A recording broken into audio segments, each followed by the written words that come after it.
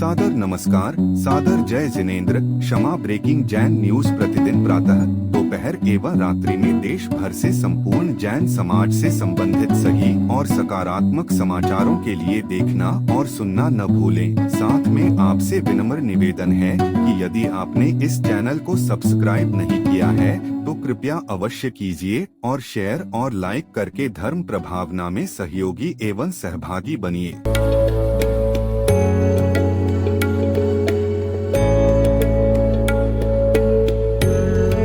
एक ऐसी संस्था जो जैन आगम के पथ पर बढ़ने वाले साधुओं की सेवा में दे रही है अपना योगदान और उनके आहार विहार में निभा रही है अपनी अहम भूमिका। साधु सेवा धाम भगवान पार्श्वनाथ धाम काकोरी लखनऊ जो विहार न करने वाले साधुओं के आहार एवं विश्राम की कर रही है संपूर्ण व्यवस्था। आप भी ऐसी ही संस्था के साथ जुड़कर करें अपनी चंचला लक्ष्मी का सदुपयोग। एक दिन का आहार मात्र 2100 रूपए एवं आजीवन 11,000 रूपए। इसके अलावा वर्ष में 2 दिन आपकी ओर से आहार एवं आपका नाम शिलापट पर किया जाएगा अंकित। Bank details Bhagwan Parshwanath Dham trust, bank of Baroda, Chowk branch Lucknow. खाता संख्या 064501000299154। IFSC code BARB0 LUCKNO। दान राशि एवं अधिक जानकारी के लिए संपर्क करें 7077783995 9452017984।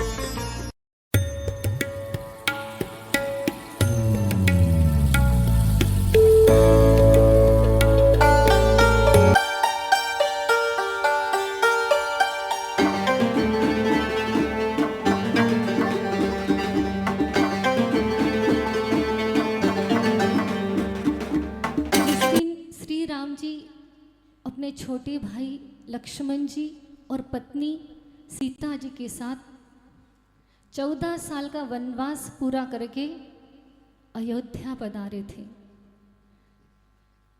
जैसा वनवास श्री राम जी को मिला था ऐसा ही वनवास हम लोगों को भी मिला था।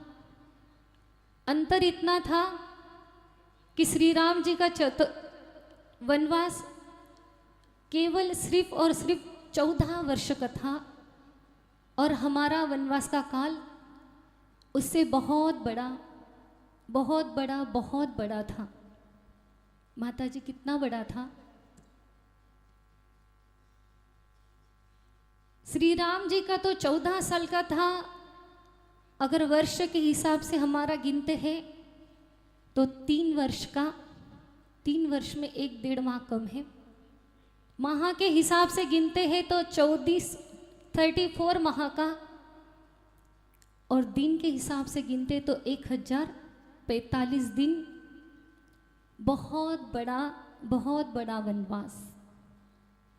माता जी आप तो बोल रहे थे कि बहुत बड़ा वनवास है, श्री राम जी से भी आपका बड़ा वनवास है, पर श्री राम जी का तो 14 साल है, आपका तो सिर्फ 3 साल का।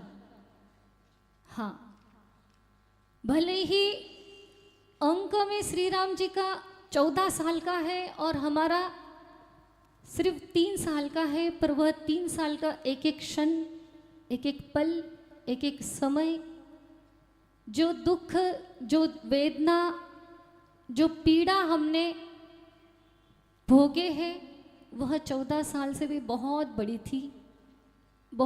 थी। क्यों माता जी, क्या आपको भी श्री राम जी के जैसा पत्थरों पर सोना पड़ा था, कांटों पर चलना पड़ा था, भूखा रहना पड़ा था, बहुत सारे संकटों का सामना करना पड़ा? नहीं, न हम कोई पत्थरों पर सोए, न कांटों पर चले, न कोई भूखा रहना पड़ा, ना ही हमने कोई बहुत बड़े संकट देखे। फिर हाँ, समझ गए माता जी।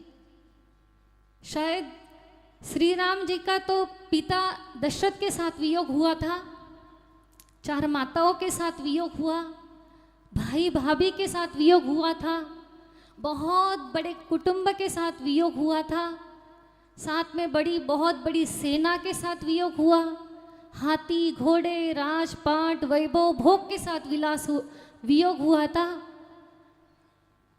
क्या आपका इनसे भी ज़्यादा वस्तुओं से इनसे भी ज्यादा व्यक्तियों से आपका वियोग हुआ था? नहीं, हमारे इतना सारे वस्तुओं से वियोग नहीं हुआ, ना ही इतने सारे व्यक्तियों से वियोग हुआ। हाँ, एक व्यक्ति से जरूर वियोग हुआ था। वह वियोग, अगर वह वियोग श्री राम जी को भी होता तो वह भी हम जैसे दुखी रहते, पर उनका वियोग उनसे नहीं हुआ था जिनसे हमारा वियोग हुआ था। किनसे वियोग हुआ था माता जी? सबसे बड़ी अमूल्य निधि गुरु से। माँ बाप को छोड़ना बहुत आसान था,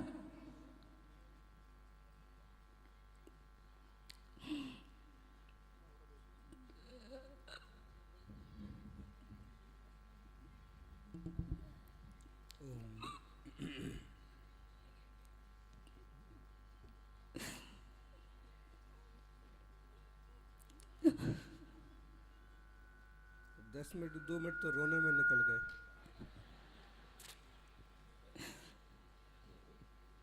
माँ बाप को छोड़ना बहुत आसान था,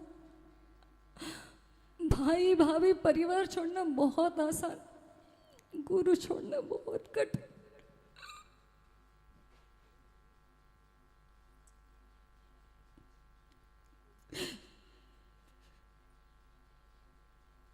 छोड़ा थोड़ी है, प्रभाव ना करके आ गए बस। अब बाद में प्रवचन करना है ना।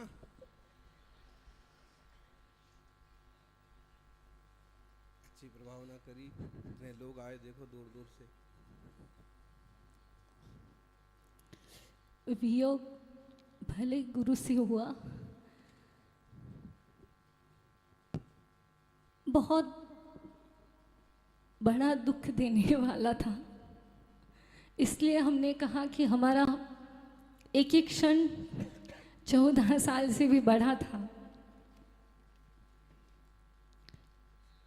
माता जी, श्री राम जी जब वनवास गए तो घर से उनको कुछ नहीं मिला था, पर वे बहुत बड़े धनुर्धर थे, बहुत बड़ी विद्याएं उनके पास थी, मंत्रों तंत्रों की सिद्धियां थी उनके पास, और नाना प्रकार के अस्त्र शस्त्र थे।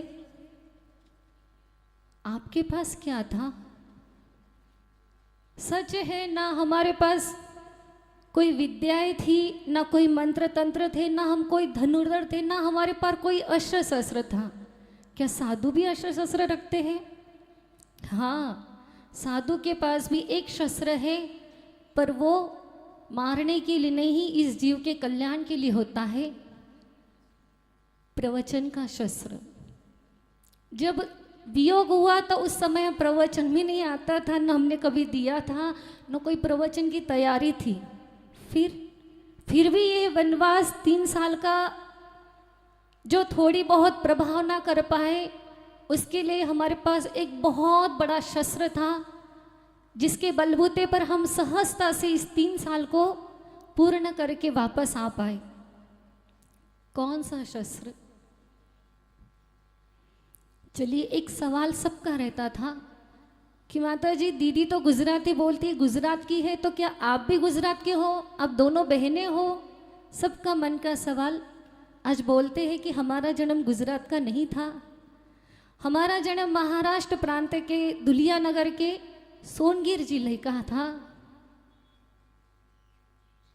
जहां हमारे पिताजी की एक छोटी सी कपड़े की दुकान है, गृहस्थावस्था के। एक बड़ा शस्त्र जिसके बलबूते पर हमने यह 3 साल का वनवास जीता था, वह शस्त्र कौन सा है? इसी को हम अपने जीवन के छोटे से दृष्टांत से बताएंगे।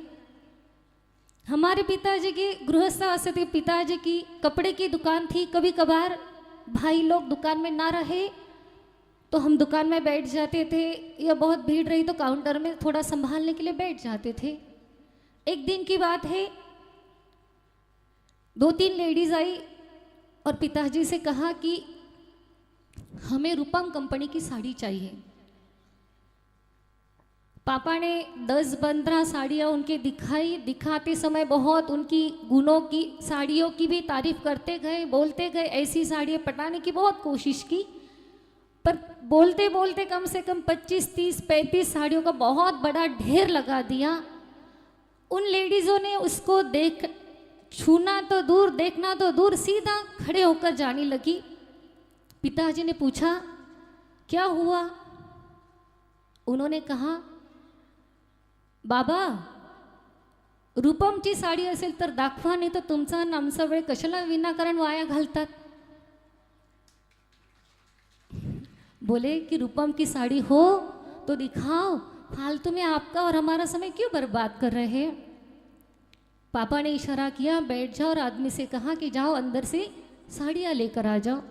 वह 2 सेट लाया होगा, 6-6 का एक सेट, ऐसे 2 सेट लेकर आया, और जैसे ही उन लेडीज़ों के सामने डाला कि झट से उसमें बिना समय गंवाए 5-4 मिनट में 4 साड़ियाँ पास की, और अपने साथ जो मुंह मांगा दाम बोला झट से निकाल कर देने लगे। पिताजी ने फिर से बोला कि देखो, ये रूपम कंपनी की साड़ी है और ये बीना कंपनी की साड़ी है, इन दोनों साड़ियों को देखो, इसकी पोत, डिज़ाइन, कलर, इसका वजन, सब कुछ एक समान है, और तो ये सिर्फ 200 रुपए की है और ये 500 रुपए की साड़ी है। इन दोनों साड़ियों में कोई अंतर नहीं है, अंतर सिर्फ इतना है कि इस पर कंपनी का नाम लिखा है और एक पर कंपनी का नाम नहीं है। पर फिर भी वो लेडीज नहीं मानी और उठाकर वही साड़ियाँ अधिक दाम में देकर चली गई। चलिए एक सवाल आपसे पूछते हैं कि एक ऐसे ही 2 साड़ियाँ आपके पास है, एक कंपनी की साड़ी है और एक बिना कंपनी की साड़ी है, दोनों की डिज़ाइन, कलर, पोत, वजन सब कुछ सेम, दाम भी कम, कौन सी साड़ी आप लेना पसंद करोगे? बताओ। पंचकल्याणिक में हार गए क्या? भक्ति करते करते थक गए? ब्रांडेड सही है। कीमत किसकी थी? साड़ी की नहीं थी, ब्रांड की कीमत थी। यही हमारे पास सबसे बड़ा शस्त्र था, सबसे बड़ा मोहर थी हमारे पास। यह बोल दो कि सबसे बड़ा चक्र रत्न था हमारे पास। जब चक्रवर्ती 6 खंडों को जीतने के लिए जाता है तो उसके आयुधशाला में एक चक्र रत्न पैदा होता है, जो उस चक्र रत्न 6 खंड के जीतने के लिए जब जाता है तो उसके आगे आगे चलता है, और जिस जिस शहर में, जिस जिस नगर में, जिस जिस गांव में वह चक्र रत्न आगे चलता है, वहाँ के राजा उस चक्र रत्न को देखते ही सीधा अपने आसन से उठकर नीचे उतर ही नहीं जाते, अपना मुकुट उतारकर सीधा चक्रवर्ती के चरणों में रखकर अपनी आधीनता स्वीकार करते हैं। ऐसा ही यह चक्र रत्न, अतिशयकारी चक्र रत्न हमारे पास था कि जिस जिस शहर में, जिस जिस नगर में, जिस जिस गांव में, जिस जिस स्थान में जाते थे, यह चक्र रत्न पहले ही पहुंच जाता था। किसकी शिष्या आ रही है? चतुर्थ भट्टाधीश आचार्य सुनील सागर महाराज की शिष्या आ रही। किसकी शिष्या आ रही है? आचार्य आदि सागर परंपरा की आन बान शान आचार्य श्री सुनील सागर महाराज की शिष्या आ रही है। किसकी शिष्या आ रही है? वर्तमान के साक्षात महावीर स्वरूप बैठे, समोषण में बैठे हुए आचार्य सुनील सागर महाराज की शिष्या, यह चक्र रत्न, जिसके बलबूते पर हम जिस गांव में जाते थे हमें कोई प्रवचन का चक्र रत्न नहीं उठाना पड़ता था। यह नाम सुनते ही समाज, पूरा गांव बाहर आ जाता था, आ ही नहीं जाता था। पूरा बैंड बाजा, ढोल, फूलों की वर्षा, पात प्रक्षालन सब कुछ लेकर बड़ी अवगाने के साथ हमारे लिए खड़ी हो जाती थी, समर्पित भक्ति करने के लिए खड़ी हो जाती। सबसे बड़ा चक्र रत्न हमारे पास था। यह चक्र रत्न केवल इस मध्य लोक में नहीं, इस कंपनी का नाम केवल इस मध्य लोक में नहीं चलता है, स्वर्ग लोक में भी साक्षात सौधर्म इंद्र इस चक्र रत्न की महिमा दिन रात गाया करता है। ऐसा यह चक्र रत्न, जिसके बलबूते पर हम इस 3 साल का वनवास पूरा तो नहीं, पूरा तो क्या, बहुत बड़ी विजय प्राप्त करने की सामर्थ्यता प्रकट की। यह ऐसा नाम है कि जिसके आगे बोल लो अपने आप सिर झुकाकर बैठ जाता है। हमें याद है आज भी वह दिन, हमारा पहला चतुर्मास मेवाड़ की धरती गिंगला में हुआ और दूसरा भी चतुर्मास मेवाड़ की ही धरा पर हुआ, अहमदाबाद, गुजरात की अहमदाबाद हाटकेश्वर समाज में, जहाँ की समाज और हमारा गुरुभक्त परिवार आचार्य श्री के चरणों में पूर्ण रूप में समर्पित ऐसा वह समाज, जहाँ हमारा चतुर्मास हुआ। उस चतुर्मास को कराने वाले सबसे बड़े संजय भैया थे, जो आचार्य भगवान के भक्त परिवार, भक्त गुरु भक्त परिवार में से एक भक्त थे।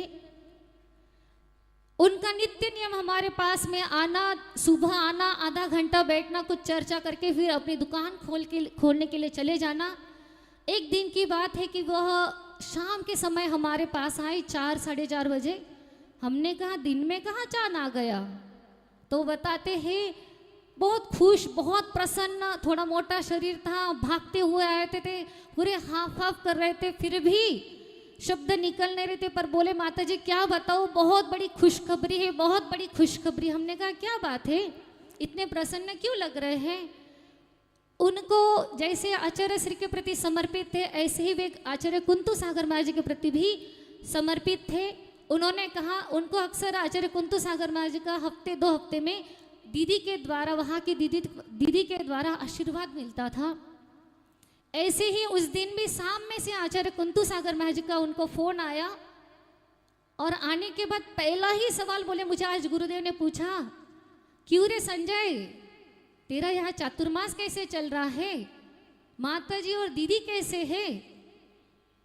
तो संजय भैया ने कहा कि क्या कहूँ गुरुदेव, आज तक हाटकेश्वर में ऐसा चातुर्मास नहीं हुआ, ऐसा ऐतिहासिक पहली बार चातुर्मास इस हाटकेश्वर में हो रही है। और उसकी के साथ साथ दीदी और माताजी बहुत सरल है, क्या कहे, बहुत प्रशंसा की उन्होंने, जो कहा पता नहीं, पर उन्होंने जब कहा तो उस पर आचार्य कुंतु सागर महाराज ने क्या कहा होगा पता है आप लोगों को। आचार्य कुंतु सागर महाराज जी कहते हैं, हाँ भैया बढ़िया तो वेगिस ना, आखिरकार शिष्य कनी है सुनील सागरनी। तो जन्ना गुरु शिष्य सुनील सागर अत्र बढ़िया वे, वनी शिष्य संग भी तो बढ़िया ज वेगी ना, वाणी तो वात ज नहीं वे, वात तो अबाण समाज में टॉप फर्स्ट पर चाली रह्यो। थोड़ी मेवाड़ी नहीं जमती। अब महाराज जी जिस भाषा में बोले थे हमें संजय भाई ने बताया, तो बोलते हैं कि अत्रा कम उम्र में अत्रो बड़ा संचालन खूब बढ़िया है, खूब बढ़िया है। वे उद्गार खाली सुनील सागर महाराज जी का नाम, कोई भी तपोवृद्ध साधु हो, कोई भी संत हो, कोई भी धरा का कणकण हो, उनके आगे बोल दो तो महिमा अपने आप गाने के लिए बैठ जाता। ऐसा यह चक्र रत्न, जिसके नाम के बलबूते पर हमने यह थोड़ा बहुत यश प्राप्त किया, इस चक्र रत्न के साथ इस वनवास को पूर्ण करके विजय प्राप्त करना सबसे बड़ा श्रेय जाता है श्रेया को। गुरु से ही निकल गया, सब जानते हैं। जहाँ जहाँ गए, जिस धरा पर गए, सबका एक ही शब्द कि माता जी दीदी की कितनी बड़ी सेवा है, भक्ति है आपके प्रति, सच है। वे ना होती तो आज हम यहाँ बहुत ना बन पाते। हर समय हमारी छाया भी एक बार हमारी छाया छोड़ सकती थी, पर उसने हमारा एक पल के लिए भी कभी साथ नहीं छोड़ा। आज की दुनिया में एक सगा भी एक सगे के लिए इतना नहीं कर सकता था, इस पराई व्यक्ति ने मेरे लिए सगे से भी बढ़कर कार्य मेरे लिए किया है। कालू भैया जो गुड़ेल के हैं, उनका हमेशा एक बात कहते थे, माता जी आपका सहारा दीदी है और दीदी का सहारा आप हो। मन ही मन हंस देते थे, क्योंकि एक बात तो सच बोलते थे पर दूसरी बात गलत बोलते थे। हमारा सहारा तो वो थी, पर उसका सहारा हम कभी नहीं बन पाए। उसने हमारे लिए हमेशा सहारा दिया, हमें खड़ा जो किया, कभी हारने नहीं दिया, कभी डरने नहीं दिया, कभी रोने नहीं दिया, कभी गिरने नहीं दिया। आप हमेशा कमज़ोर नहीं पड़ोगे, आप कभी कमज़ोर नहीं होगे। मैं हूँ आपके साथ, मैं पूरा संभालूंगी, आप चलो बस। कहीं भी किसी भी जगह हमें कहीं भी किसी क्षण पर, इतनी बड़ी घर की लड़की कोई कम नहीं है। आज इतनी पढ़ी लिखी इतने बड़े घर की होने पर भी कौन सा काम नहीं था जो उसने आज हमारे लिए नहीं किया हो। बोल भी नहीं सकती उसकी इस कार्य को, फिर भी आज बहुत बड़ी उसकी, जिसके कारण आज हम इतना बड़ा जीत कर आए। 7 माह से 8 माह से हमारे साथ में नया गांव की मंजुला बेन, जिनने पहली बार देखते ही हमारे चरणों में श्रीफल दीक्षा के लिए अर्पण किया था, और आचार्य श्री के कर कमलों से जिनकी मुंगाना में दीक्षा होकर अजित नाम पड़ा है, जो आज हमारे अजितमती नाम पड़ा है, जो हमारे साथ में इस हमारे पास में रहे हैं। ऐसे वनवास को पूरा करने में भगवान 8 साल हुए। 8 साल के दौरान हमने आपसे 5 साल और वनवास का 3 साल, 8 साल के दौरान हमने आपसे कुछ नहीं मांगा, एक भी चीज़ नहीं मांगी तो एक ही चीज़ मांगी, आपका आशीर्वाद। इसके अलावा हमने आपसे कुछ नहीं मांगा है, और आज भी यही मांगते हैं भगवान कि आज आपका आशीर्वाद हमारे, जब तक हम सिद्ध लोक की वंदना ना कर पाए, वहाँ सिद्ध शिला पर विराजमान ना हो पाए, तब तक आपका आशीर्वाद, आपका वात्सल्य, आपका प्रेम हमारे ऊपर बना रहे। इस जीव का इस भव में जो कल्याण किया है, संस्कार देकर आपका जो नाम हमें दिया है, वह जब तक हम मुक्ति शिला पर ना पहुँच जाए, तब तक भव में आपका ही नाम हमें मिले। यही आपके चरणों में कोटि बार प्रार्थना है। भगवान आपका आशीर्वाद, आपकी दृष्टि हम पर बने, यही मंगलमय भावनाओं के साथ। एक भक्त के मन में भगवान के प्रति क्या भावनाएं होती हैं, एक श्रेष्ठ भक्त के मन में भगवान के प्रति क्या भावनाएं होती हैं, एक श्रेष्ठ शिष्य के मन में गुरु के प्रति क्या भावनाएं होती हैं, उसका एक उदाहरण अभी आपने माता जी से देखा और सुना।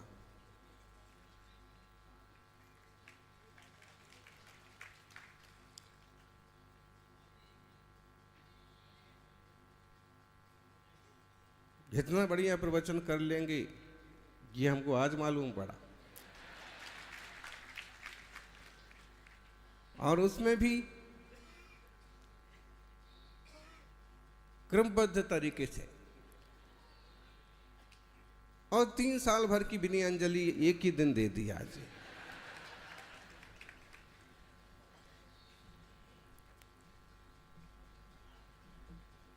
निश्चित रूप से परिश्रम तो होता है, लेकिन कोई एक अच्छा सहयोगी मिल जाता है। गुरु का आशीर्वाद तो बहुत बड़ी पूंजी है, हमारे साथ भी है, आज भी है। गुरु का आशीर्वाद तो बहुत बड़ी पूंजी है, लेकिन अगर और कोई फिजिकली और अच्छा सहयोगी मिल जाए तो जिंदगी में 4 चांद लग जाते हैं। छोटे क्यों ना हो, बड़े क्यों ना हो। अभी जिसकी बात कर रही थी संजय अहमदाबाद की, आप तो नहीं जान पाए होंगे कि क्या आदमी है और किस टाइप का भगत होगा, लेकिन लगभग दिनेश की तरह ही वो आदमी, जैसे यहाँ के दिनेश जी थे और जैसे ही दिनेश जी हैं, कि हर चीज में गुरु को आगे रखना।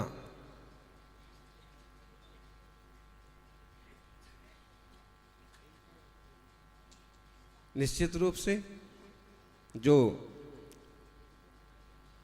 गुरु को आगे रख के चलता है वो दुनिया में कभी पीछे नहीं रहता है।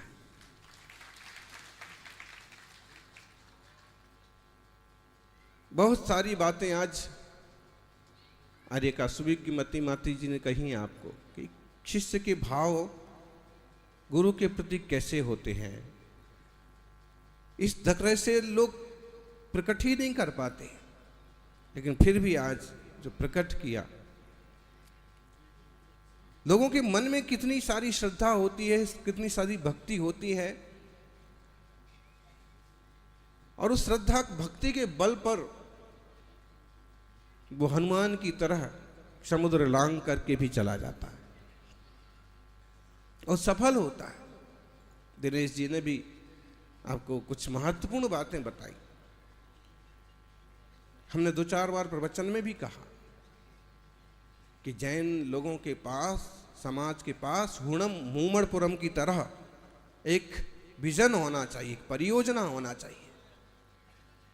शिक्षा के लिए कुछ ना कुछ काम समाज को करना चाहिए। इतना बड़ा पंचकल्याणक महोत्सव तो जरूरी है ही, लेकिन इस पंचकल्याणक के साथ साथ अगर शिक्षा या स्वास्थ्य के क्षेत्र में कोई बड़ा इन्वेस्ट किया जाए, दान किया जाए, निर्माण किया जाए, तो भविष्य के लिए बहुत बड़ा काम आएगा। हर पंचकल्याणक महोत्सव के बाद हम कोई ना कोई प्रेरणा देते हैं कि ऐसा स्थायी काम करो। क्योंकि दिनेश जी तो ये बोले महाराज जी के नाम से यूनिवर्सिटी, महाराज जी के नाम से बालिका विद्यालय, महाराज जी के नाम से कुछ बड़ा बनाओ, महाराज जी के नाम से बनाओ मत बनाओ, लेकिन समाज के हित के लिए जरूर बनाओ।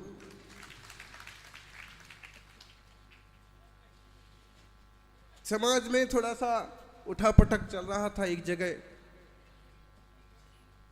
तो हमने उनको प्रेरणा दी कि नाम क्या रखेंगे भवन का, ये आप अपने हिसाब से रख लेना, लेकिन मिल करके पहले उसकी शुरुआत तो करो।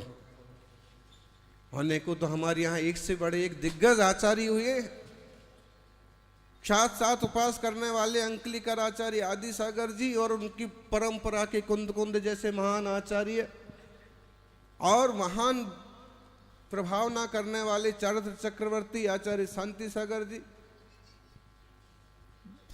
18 से ज्यादा भाषाओं के ज्ञाता आचार्य महावीर कीर्ति, जिनके नाम से सच में शिक्षा के क्षेत्र में बड़े आयाम खड़े होना चाहिए, लेकिन अपन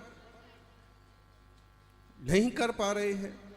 वात्सल्य के धनी आचार्य विमल सागर जी, तपस्या के सूरज, एक उपास करने के लिए अपन को सोचना पड़ता है। केवल छाछ पानी पर 10 साल तपस्या करने वाले तपस्वी सम्राट, और उन तपस्वी सम्राट का योग संयोग जाने बिना जाने आज की तिथि में आचार्य पदारोहण दिवस है। दिनेश जी, आज तीज है, माघ कृष्णा तीज है। आज तपस्वी सम्राट को आचार्य महावीर कीर्ति जी ने अपना भार सौंप करके और समाधि साधी 3 दिन उपास करके छठ को उनकी समाधि महसाणा में गुजरात में થઈ गई।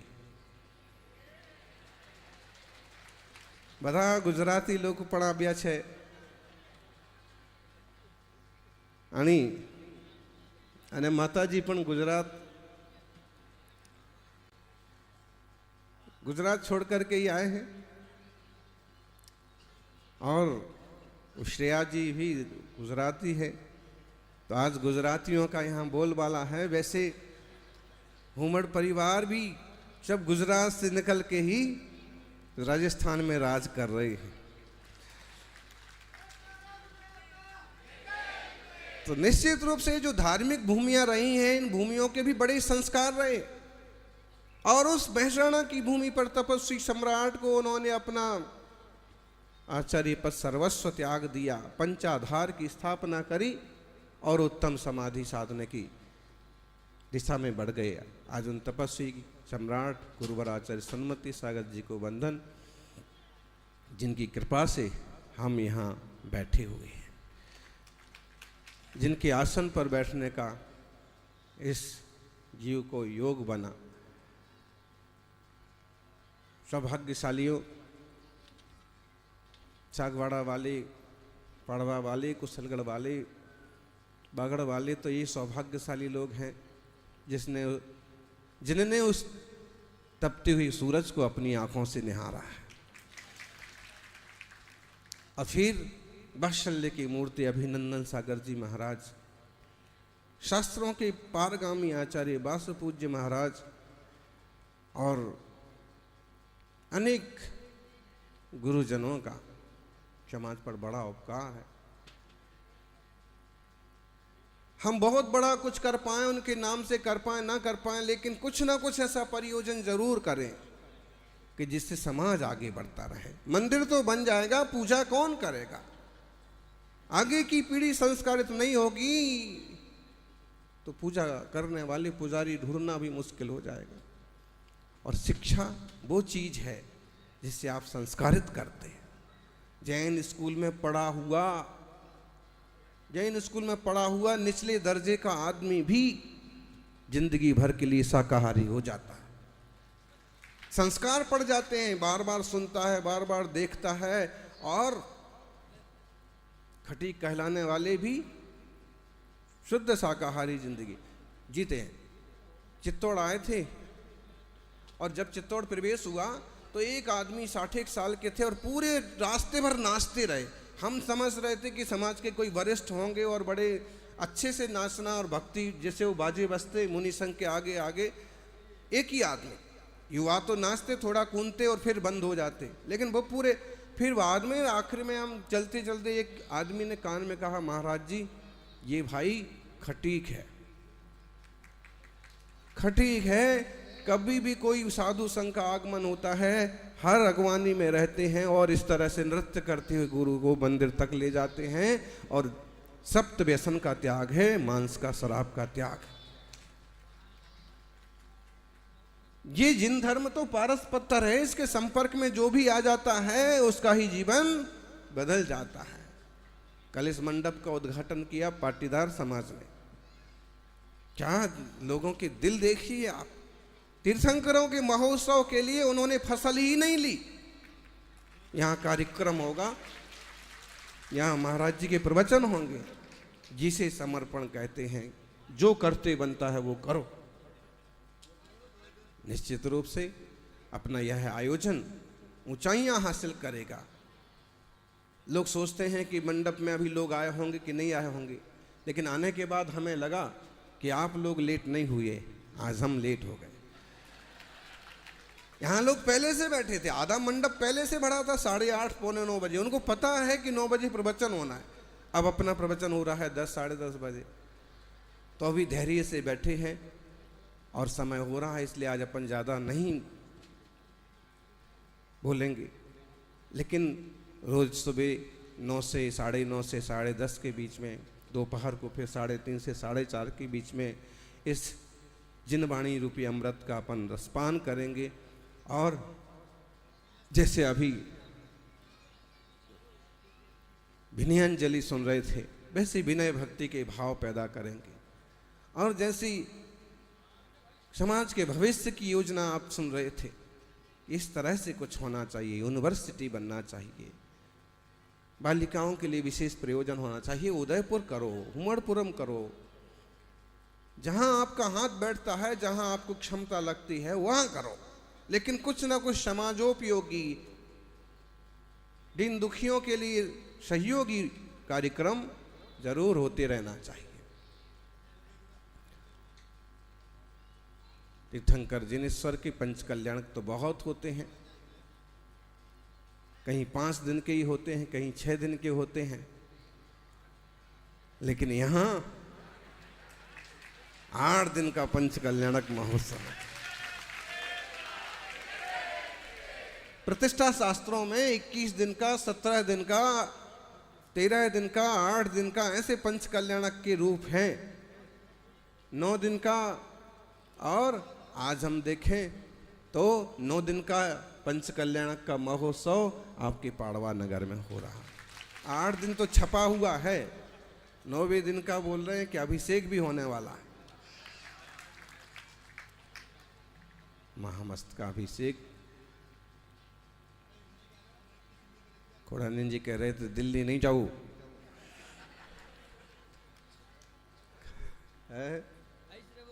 ऐस रहो पड़े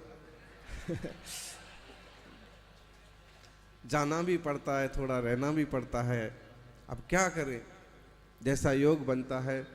देखो अब काम आ पड़ता है तो आप भी जयपुर जाना पड़ता है, दिल्ली जाना पड़ता है, और यहाँ तो सेवा कर ही रहे हैं और वापस आना पड़ता है। ये बात ठीक है, वापस आना पड़ता है।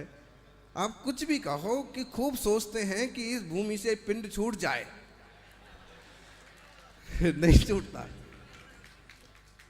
वो घूम फिर करके लोग कहते हैं पृथ्वी गोल है, इसका हमें अनुभव हो गया। कहीं से भी चलो घूम फिर करके वो पाड़वा सागवाड़ा ही पहुंच जाते हैं। जयकारा गुरुदेव का। वो बागड़ मेवाड़ी पहुंच जाते हैं। और कितनी खूब साधु भी खूब बोलते हैं और श्रावक भी। 10 लोग कम से कम श्रीफल चढ़ा चुके।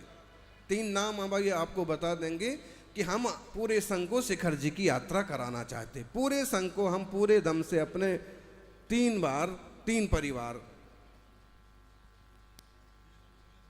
लेकिन देखते हैं, सोचते हैं, इसके आगे उनको जवाब,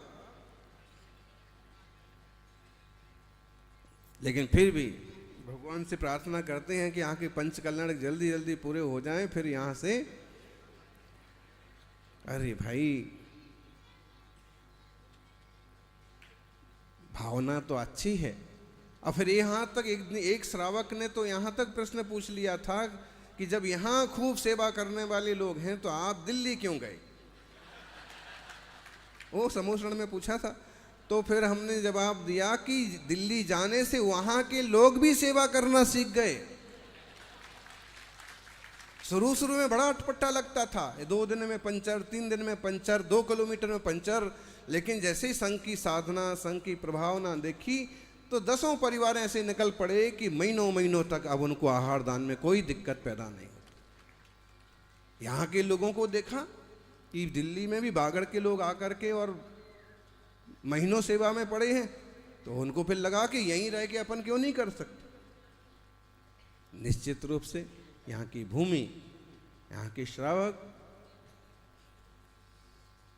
होनहार जीव हैं जो देवशास्त्र गुरु के लिए सब कुछ समर्पित करने को तैयार रहते हैं। और इसी तरह से पूरे देश भर में जिन शासन की मंगल प्रभावना हो, दुनिया भर में अहिंसा धर्म का बोलबाला हो, यही मंगल भावना। Kshama breaking Jain news YouTube channel पर विज्ञापन देकर धर्म प्रभावना में बने सहभागी। विज्ञापन देने हेतु संपर्क कीजिए मोबाइल नंबर 9026900740 एवं समाचार एवं वीडियो भेजने हेतु WhatsApp number 9335236222। Kshama breaking Jain news YouTube channel देखने के लिए आपको बहुत बहुत धन्यवाद। सादर प्रणाम। सादर जय जिनेंद्र।